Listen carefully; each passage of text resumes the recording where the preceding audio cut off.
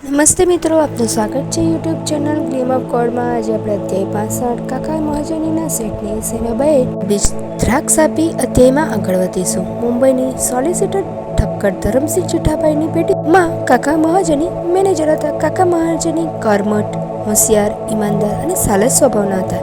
એથી પેટીના શેઠ એમની સાથે મિત્રનો વ્યવહાર કરતા। કાકા મહાજની ફક્ત શેરડી જવાની રજા લેતા અને કહેતા કે બાબા રજા આપશે ત્યારે પાછો આવીશ, તે સિવાય તેઓ ભાગ્યે જ રજા પડતા। એકવાર શેઠને થયું સાંઈબાબાના દર્શન મારે પણ કરવા જોઈએ, વળી એ પણ ખબર પડશે કે કાકાને સાંઈબાબામાં અંધવિશ્વાસ છે કે સાંઈબાબા સાચા અર્થમાં મહાન સંત છે। એમણે કાકાને કહ્યું, કાકા, હોળીની રજામાં મારે પણ શેરડી આવવું છે, મારે પણ સાંઈબાબાના દર્શન કરવા છે। કાકા મહાજની ખુશ થઈ ગયા। કાકાનું મુંબઈ આવવાનું નક્કી નહીં એટલે શેઠે બીજા માણસને પણ સાથે લીધો। ત્રણે શેરડી આવવા નીકળ્યા। કાકા મહાજનીએ સાંઈબાબાને ભેટ ધરવા માટે દ્રાક્ષની પેટી લીધી। ત્રણેય જણા શેરડી પહોંચીને દ્વારકા મેમાં આવ્યા। કાકા મહાજની સાંઈબાબાના પરમ ભક્ત હતા, એમને દર્શન કરવાનો અત્યંત આનંદ હતો। ત્રણેય સાંઈબાબા પાસે આવ્યા અને પ્રણામ કર્યા। કાકાએ સાંઈબાબાને દ્રાક્ષ ભેટ ધરી। સાંઈબાબાએ એમાંથી 2-3 દ્રાક્ષ મોંમાં મૂકી, પછી સામાને કહ્યું, આ દ્રાક્ષ વહેંચી દે। સામાએ બધાને દ્રાક્ષ આપી। બધા ખાવા લાગ્યા। શેઠને પણ દ્રાક્ષ મળી। કોઈ પણ ફળ ધોયા વગર ખવાય નહીં એવી શેઠને ટેવ હતી। દ્રાક્ષ ખાતા તેઓ અચકાયા, પરંતુ પછી એક દ્રાક્ષ ખાધી, બાકીની ખિસ્સામાં મૂકી દીધી। હવે બિયા ક્યાં નાખવા તે સવાલ થયો, પરંતુ પછી ગળી ગયા। એમણે વિચાર્યું, બાબા સંત હોય તો મારી સમસ્યા જાણી ગયા હશે, તો પછી મને આવી બિયાવાળી દ્રાક્ષ કેમ અપાવી? ત્યાં સાંઈબાબાએ વધેલી દ્રાક્ષમાંથી થોડી દ્રાક્ષ પાછી શેઠના હાથમાં મૂકી ખાઈ જવા કહ્યું। બાબાની આ વાત તો ઉઠાવી ન શકાય, એટલે એમણે બધી દ્રાક્ષ મોંમાં મૂકી દીધી। તો એમના આશ્ચર્ય વચ્ચે એ દ્રાક્ષમાં બિયા જ ન હતા। એમને સાંઈબાબાનો ચમત્કાર જોવો હતો, તે બાબાએ એમને બતાવ્યો। એમનો મન વાંચી બાબાએ દ્રાક્ષને નિર્બીજ બનાવી દીધી। શેઠનું હૃદય સાંઈબાબાની ભક્તિથી નમવા માંડ્યું। ત્યાં શેઠે બાજુમાં બેઠેલા તરખંડને પૂછ્યું, દ્રાક્ષ કેવી છે? તરખંડ બોલ્યા, મીઠી અને બિયાવાળી છે। શેઠે મનમાં વિચાર્યું, સાંઈબાબા સાચા સંત હશે તો પહેલી દ્રાક્ષ કાકાને જ આપશે।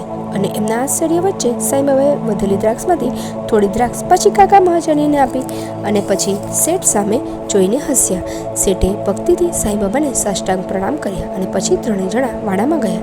બપોરની આરતીમાં એ લોકો દ્વારકામાઈમાં આવ્યા અને મુંબઈ જવાની આજ્ઞા માંગી। ત્યારે બાબા બોલ્યા, મારી પાસે એક ચંચળ મનના ગૃહસ્થ આવ્યા હતા। તે ધનવાન અને નિરોગી હતા। એમને કોઈ વાતનું દુઃખ ન હતું, છતાં મનમાં સતત ચિંતામાં રહેતા હતા। એમને મનને શાંતિ નહોતી, ક્યારેક ચિંતાનો બોજો લઈને ફરતા તો ક્યારેક ઉતારી નાખતા। એમનામાં જરાય દ્રઢતા ન હતી। મને એમની દયા આવી। મેં એમને કહ્યું, હવે મહેરબાની કરીને એક પર શ્રદ્ધા રાખો અને દ્રઢતાથી ત્યાં સ્થિર રહો। હવે ભટકવાનું બંધ કરો, શંકા કરવાનું છોડી દો। શેઠ સમજી ગયા કે આ વાત સાંઈબાબાએ પોતાને જ ઉદ્દેશીને કહી હતી। શેઠને થયું કે સાંઈબાબાને મેં ઘણી પરીક્ષા કરી, હજી એક પરીક્ષા કરી લઉં। બાબા કાકાને આટલી જલ્દી જવાની રજા આપવાના નથી, પરંતુ તેઓ મારી સાથે આવે તો સારું। ત્યાં જ સાંઈબાબાએ કાકાને શેઠ જોડે મુંબઈ જવાની રજા આપી। શેઠને આનંદ થયો કે સાંઈબાબા ચોક્કસ અવતારી સંત છે। પછી સાંઈબાબાએ કાકા પાસેથી 15 રૂપિયા દક્ષિણા માંગી। કાકા મહાજનીએ ભક્તિભાવથી સાંઈબાબાને 15 રૂપિયા અને સાંઈબાબાના ચરણો પર પોતાનું મસ્તક મૂક્યું। સાંઈબાબાએ એમના મસ્તક પર હાથ ફેરવ્યો અને કપાળ પર ઉદી લગાડી અને પછી બોલ્યા, હું જેમની પાસેથી દક્ષિણા લઉં છું તેનાથી 10 ગણું મારે એમને પાછું આપવું પડે છે। માલિક કહે છે તેની પાસેથી જ હું માંગુ છું। જેણે પૂર્વજન્મમાં ઋણ ચૂકવ્યું ન હોય તે જ નાણાં માલિક વસૂલ કરાવે છે। જે દાન આપે છે અને બીજ રોપે છે તેને જ એનો પાક મળે છે। અંગત મહોત્સવમાં નાણાં વપરાય તે એનો વ્યય છે। તમે ગત જન્મમાં કોઈને કંઈ દાન આપ્યું ન હોય તો આ જન્મમાં ક્યાંથી મળે? દાન કરવાથી પુણ્ય મળે છે।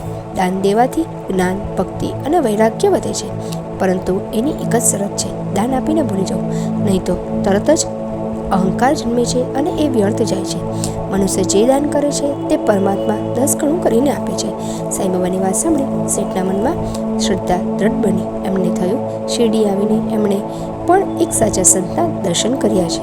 એમણે પણ બાબાને 15 રૂપિયા દક્ષિણા આપી। સાંઈબાબાના ચરણોમાં મસ્તક મૂક્યું। સાંઈબાબાએ એમના કપાળે પણ ઉદી લગાડી। શેઠને અનુભૂતિ થઈ કે તેમના સંશય ટળી ગયા છે, તેમનું મન નિર્મળ બની ગયું છે। તેઓ દરેક વાતમાં સતત દ્વિધામાં રહેતા હતા। તે દ્વિધા હવે નથી. ત્રણેય જણા સાંઈબાબાની રજા લઈ મુંબઈ જવા નીકળી પડ્યા. તે દિવસથી કાકા મહાજને શિરડી જવાની રજા માંગતા કે શેઠ એમને તરત જ આપી દેતા. કોઈક વાર તો તેમની સાથે સાંઈબાબા માટે ફળ, મીઠાઈ કે દક્ષિણા મોકલતા, તો કોઈ વાર એમની સાથે શિરડી આવતા. આમ સાંઈબાબા દ્વારકામાઈમાં આવનાર માણસના મનને પારખીને તેવી જ વાત કરતા. તેઓ જે દક્ષિણા લેતા તે સાંજ સુધીમાં ખર્ચ કરી નાખતા. જેમને ધનની જરૂર હોય એમને મદદ કરતા. તેઓ નિર્વાણ પામ્યા ત્યારે એમની પાસે 20 રૂપિયા નીકળી રહ્યા હતા. ભક્તો જાણતા હતા કે એમને કોઈ પાસે માંગવાની જરૂરત જ ન હતી. એમની પાસે તો કુબેરનો ખજાનો હતો, પરંતુ ભક્તોને શીખ આપવા તેઓ માંગતા, અમુક વર્તન કરતા. કોઈકને ક્યાંક મોકલતા તો કોઈકને ક્યાંકથી બોલાવતા, કોઈકને સમજાવતા તો કોઈને માન આપતા, કોઈનું અપમાન કરતા તો કોઈ પર ક્રોધ કરતા. એમનો એક એક શબ્દ અને એક એક વર્તન અર્થપૂર્ણ અને સામા માણસનું કલ્યાણ કરવા માટે રહેતો. કોઈ એમના વખાણ કરે કે અપમાન કરે, સાંઈબાબા બંનેથી પર હતા.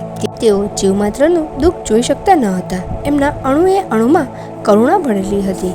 કોઈનું દુઃખ દૂર કરવા જતાં સાંઈબાબા ઘણીવાર પોતે દુઃખ વેઠતા. આવું થતું ત્યારે એમના ભક્તોને પારાવાર દુઃખ થતું, પરંતુ બાબા બધી તકલીફ હસતા હસતા ભોગવી લેતા.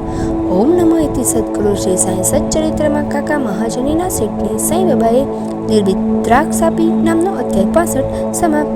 ઓમ સાંઈરામ. જો આપને વિડીયો પસંદ આવ્યો હોય તો વિડીયોને લાઇક કરજો, શેર કરજો અને ચેનલને સબસ્ક્રાઈબ જરૂરથી કરજો.